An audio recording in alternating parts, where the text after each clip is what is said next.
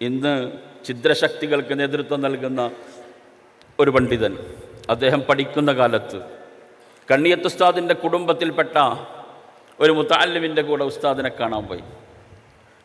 അദ്ദേഹം തന്നെ എഴുതിയതാ, ഉച്ച സമയമാണ്. കണ്ണിയത്ത് ഉസ്താദ് ചോറ് വഹിച്ചോ എന്ന് ചോദിച്ചു.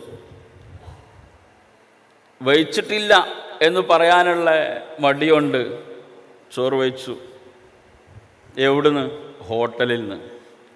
അപ്പോൾ കൂടെയുള്ള കണ്ണിയത്ത് ഉസ്താദിൻ്റെ കുടുംബക്കാരൻ കരുതിയത് ഇനി പരിസരത്തൊക്കെ കുടുംബക്കാരെ വീട് തന്നെയാണല്ലോ, അവിടെ പോയിട്ട് ഭക്ഷണം കഴിക്കാമെന്നാണ്. ഏതായാലും അവർക്ക് ദുആ ഒക്കെ ചെയ്തു കൊടുത്ത് ഭക്ഷണം കഴിക്കാൻ കരുതിയ വീട്ടിലേക്ക് അവർ രണ്ടുപേരും ഇറങ്ങുമ്പോൾ കണ്ണിയത്ത് ഉസ്താദ് കൂടെ ഇറങ്ങിയിട്ട് വിളിച്ചു പറയാണ്, ഒരു ചോറ് വെച്ചിക്കണം കേട്ടോ, ഇനി ചായ കൊടുത്താൽ മതി. സത്യവിശ്വാസികളായ രണ്ടാളുകൾ ഒരു വാക്കു പറഞ്ഞാൽ അതാണ് സത്യം എന്ന് വിശ്വസിക്കുന്ന കണ്ണിയത്ത് ഉസ്താദ്. ഈ കണ്ണിയത്ത് ഉസ്താദ് 1979 മുതൽ 89 വരെയുള്ള വിഘടന പ്രവർത്തനം നടത്തിയ ആളുകളോട് എന്ത് സമീപനമാണ് സ്വീകരിച്ചത്?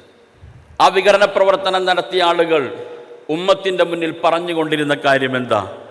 അവർ പറഞ്ഞത് മുസ്ലിം ലീഗ് വഹാബിസം വളർത്തുന്നു എന്നാണ്. അവർ പാണക്കാട് കുടുംബത്തെയാണ് നിഷേധിച്ചത്. അവർ കമ്മ്യൂണിസത്തോടാണ് സൗഹൃദമുണ്ടാക്കിയത്. ഈ 3 കാര്യങ്ങളല്ലാതെ മറ്റെന്ത് കാര്യമാണ് ആധുനിക ഛിദ്രശക്തികൾ ഈ ഉമ്മത്തിനോട് പറഞ്ഞുകൊണ്ടിരിക്കുന്നത്?